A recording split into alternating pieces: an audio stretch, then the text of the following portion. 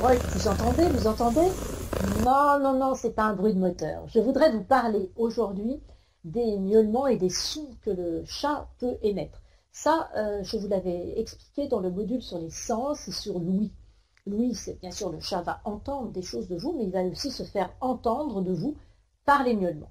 Donc, on écoute. Alors, vous entendez ça? Donc ça, c'est le ronronnement. Quelle est la signification du ronronnement? Bien, en général, le ronronnement, c'est une satisfaction, bien sûr. Mais attention, ça peut, en fait, le ronronnement, c'est l'expulsion d'une émotion qui est positive, mais attention, qui peut aussi être un stress que le chaton évacue, que le chat aussi évacue.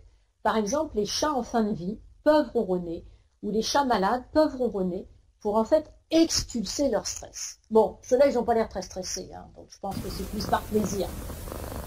Donc, vous voyez, là, alors ce qui est très intéressant lui aussi, vous rappelez dans les attitudes du chat, je vous avais dit qu'il faut regarder ses oreilles, ses yeux, ses moustaches.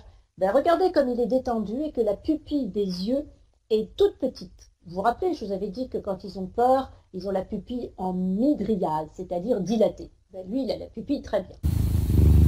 Donc voilà.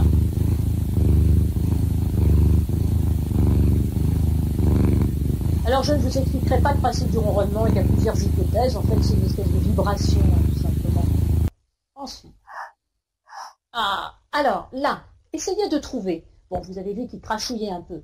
Mais à votre avis, dans cette image, qu'est-ce qui montre qu'il n'est pas content, justement, autre que le crachouillement qu'il vient de faire? Réfléchissez un petit peu.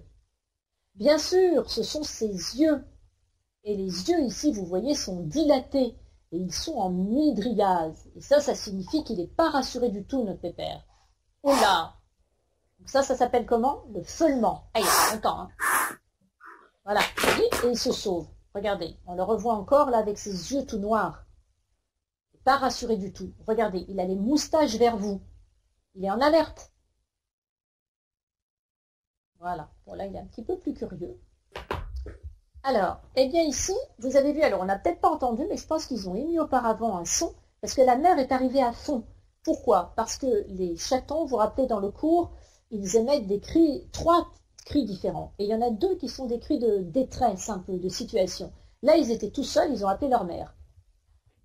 Voilà. Ah, vous voyez. Et la mère les prend et les emmène.